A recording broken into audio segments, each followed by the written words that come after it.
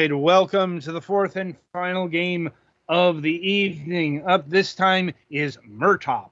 Murtop is a fast-paced arcade game packed with action, as if it was taken out directly from the 80s. Do you have enough coins to beat it? Help Murty save the world from an invasion of carrot-hungry moles with her bomb-pooping skills. And that's all I got for bullet points. So, yeah. So it's not Dig Dug, but, also not Dig Dug? It's Dig Dug meets Bomberman. You need an X meets Y descriptor. It's exactly that. This is another one of those games that's aping the aesthetics of the golden age of arcades. We've covered a few games like this on the program.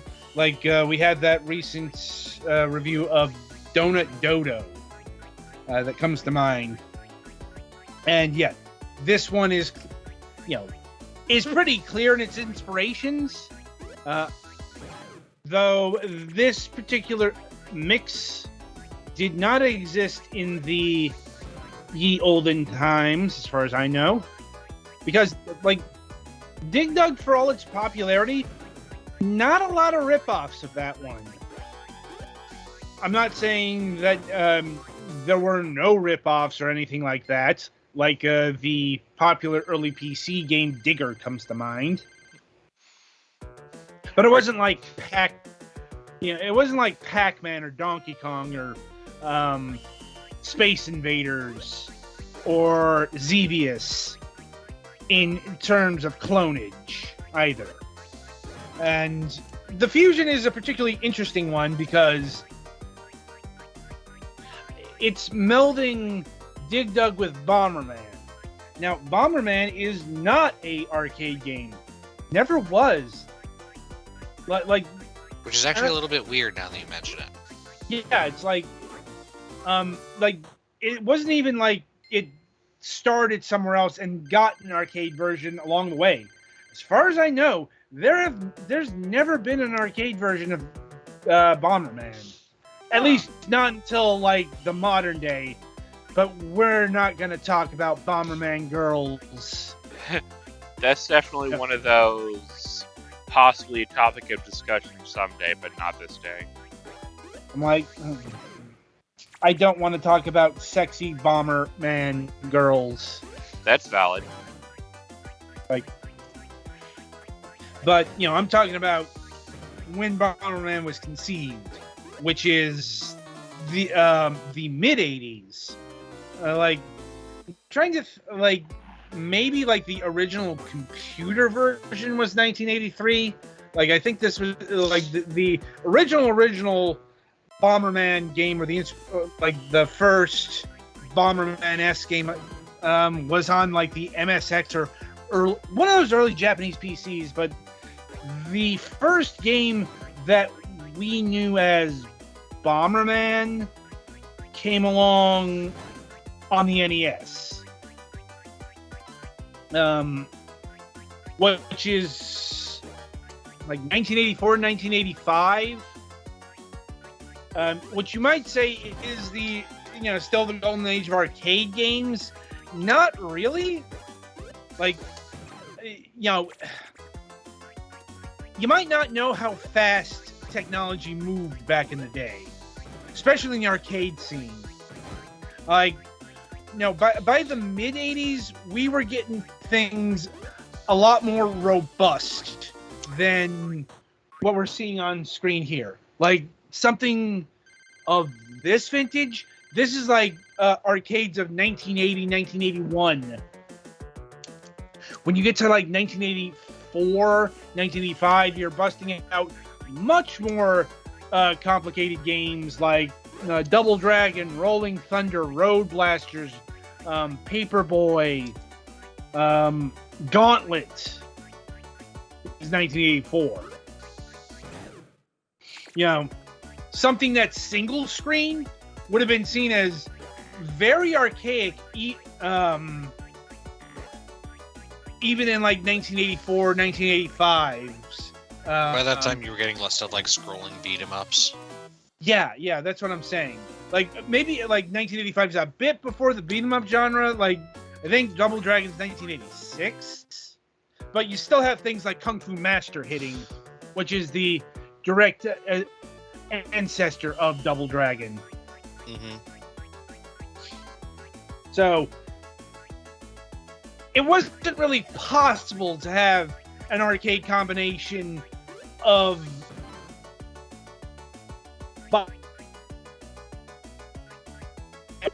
just with how the technological arm race was building up. It was going to happen somewhere. It was going to happen on like the consoles or home computer, where things weren't advancing as quickly as they were in the arcades. That being said, I'm genuinely stunned it took this amount of time for somebody to come up with the idea to mix up Dig Dug and Bomberman. Because it's a fairly inspired one. Like, yeah, it looks pretty solid. Oh, yeah.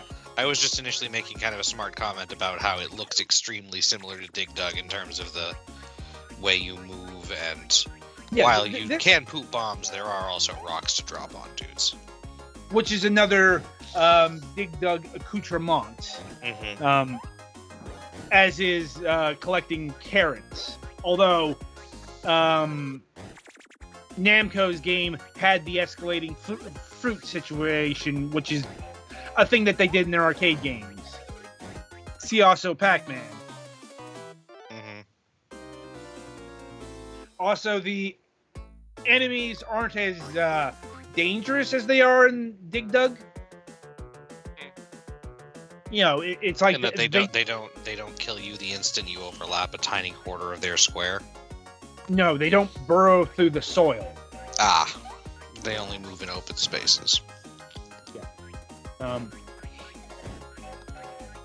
And so the biggest issue, flaw, hazard of this game is, you want to know how like Bomberman this game is? It's very like Bomberman. And what is the number one killer of Bomberman? Yourself? Yes. Do I get a cookie? No. Damn. I assume you have found this out by playing the game. Also, because I played a good amount of Bomberman. Yeah, because if you played a Bomberman game, you know how dangerous your own bombs are. I'm a danger to myself and others. Wait, no, hold on. With Bomberman type games, that is completely fucking valid. And in real life. Well, that's a you problem. That's between me and my therapist. I mean, wait a minute. But it's kind of magnified in this game because you know how in Bomberman that is a, if you will, a game of escalation. You know, you get power-ups that increase your explosive power, and it's really, unless you're not paying attention, you know, when you get the power-up, you know, you can blow across an entire row or column. That's when you're likely to get exploded. Yeah, you have that out the gates here. Yeah, I was gonna say the explosions look quite large. They are. And yeah, you're gonna blow yourself up a lot. You're gonna poke Starting your eye out, kid. Wait, no, hold on. I mean, the digital equivalent of it.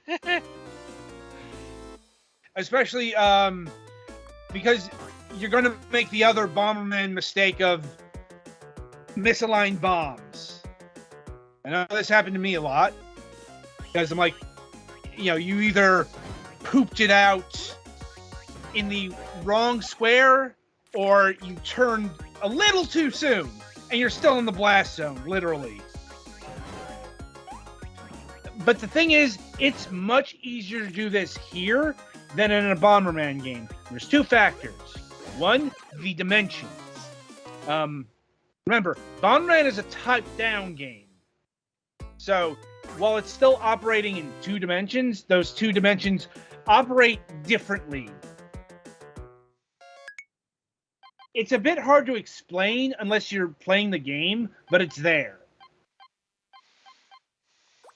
The bigger issue, though, is speed. This game is a lot faster than your average Bomberman title. Like, Bomberman titles they're frantic, but they're not that fast, usually. Like, not compared to a game that's emulating Dig Dug. Mm-hmm. So, you're probably going to explode yourself up a lot more than a Bomberman game. At least starting out. Once again, with enough time and patience, you're going to pick up the rhythm and the flow of the game a lot more. And make mistakes less like that. Unless you're somebody who just is bad at the game, let's say. Like, also worth noting that this game does have a bonus level every 5 levels. You will encounter, like, you'll be up on the surface, and it'll be raining carrots and rocks. Eat the carrots, avoid the rocks. And they have, like, different enemy types, different moles, I guess. Like, you got the regular mook moles here that don't really do anything but get angry and chase after you. You've got the bulkier moles that throw rocks. And you got, like, the top ground mole who will make earthquakes and have boulders roll across the caves that you make or don't make. They can make their own digging spots. And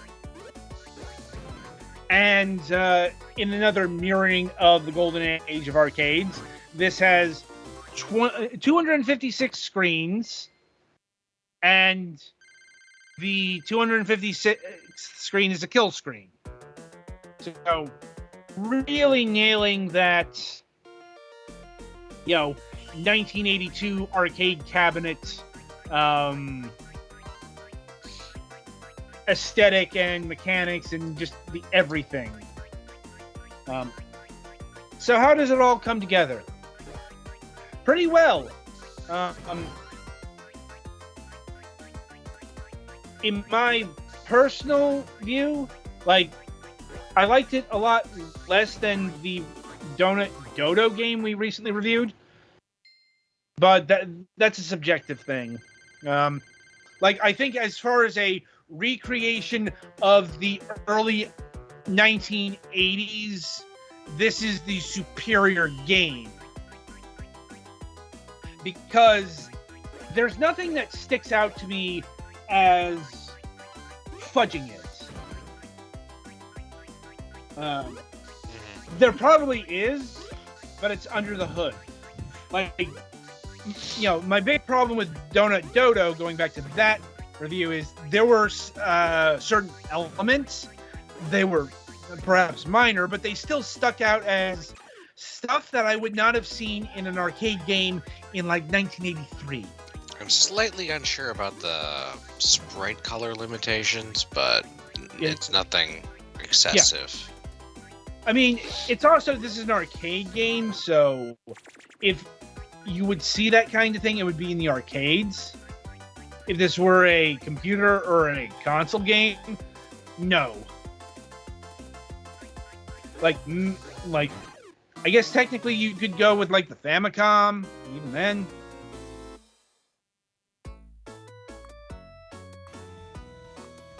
But, like, as far as its gameplay, it's something that I would have probably enjoyed a lot more in the 80s.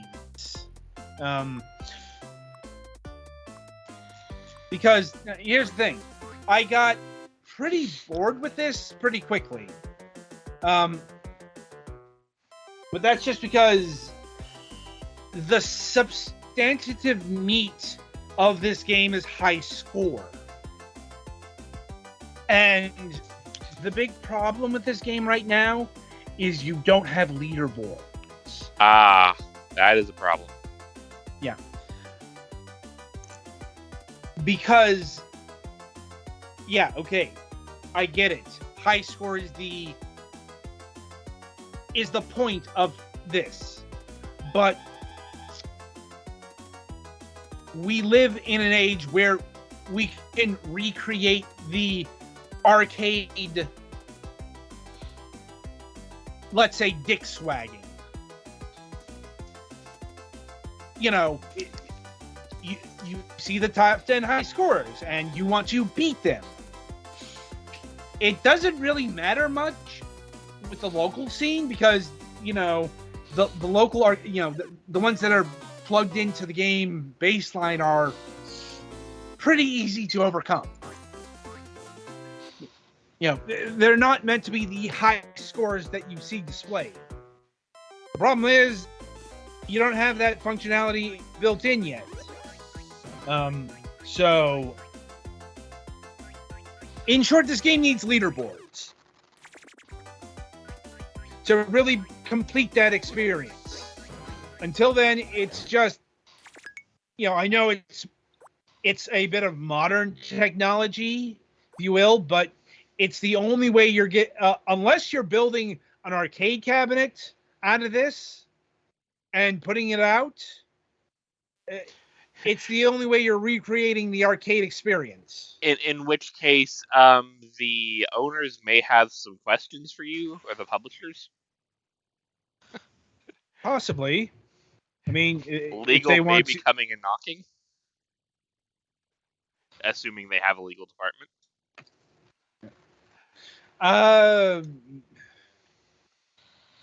It's not that hard to build an arcade cabinet these days. Fair. At least not one of those arcade one-up deals.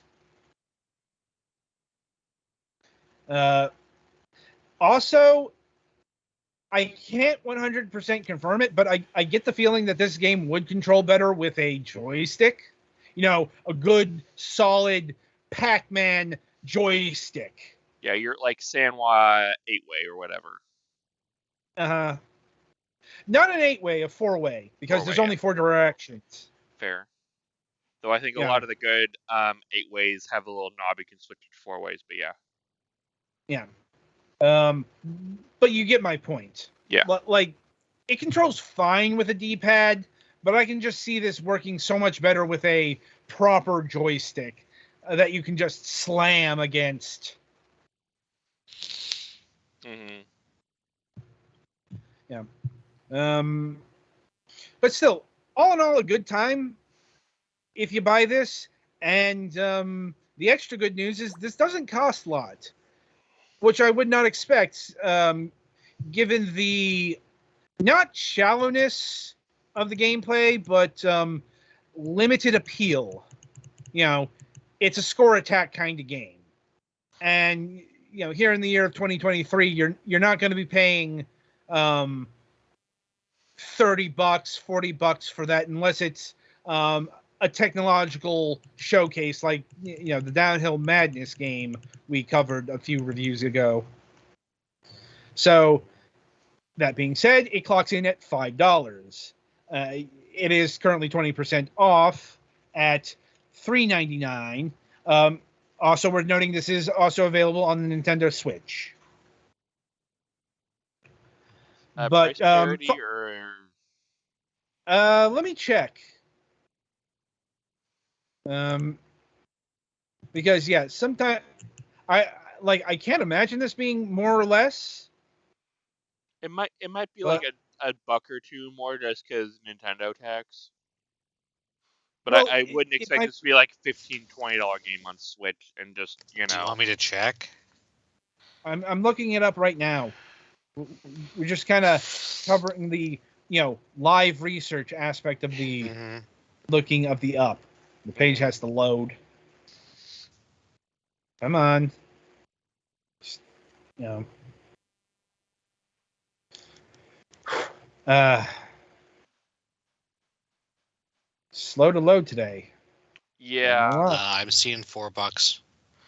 Regular $5, but on sale for the next 4 days for $4. Yeah, that's exactly what it is on Steam. All right, it's nice because sometimes it's not always price parity, so yeah, good to note on that. In regards to the Steam version, it does have a demo though.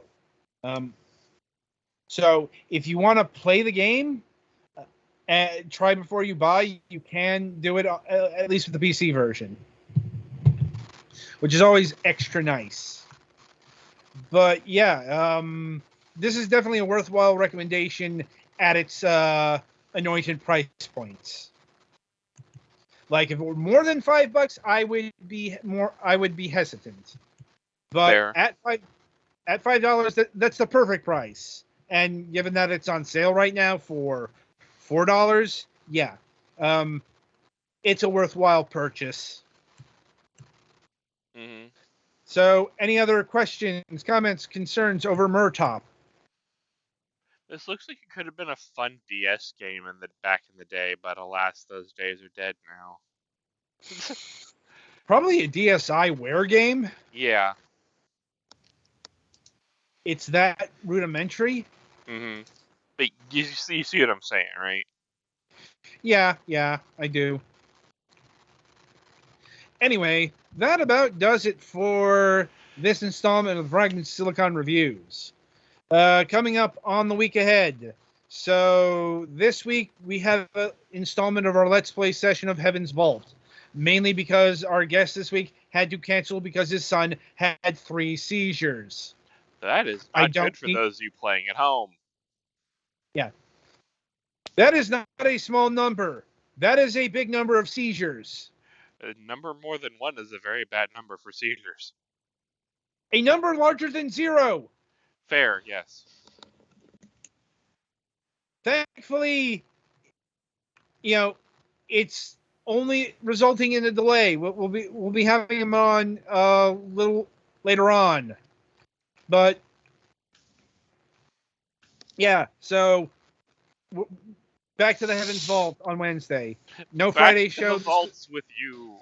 Yeah, no Friday show this week, and we do have a new installment of MSP happening. So until next time, I shall wish you good gaming.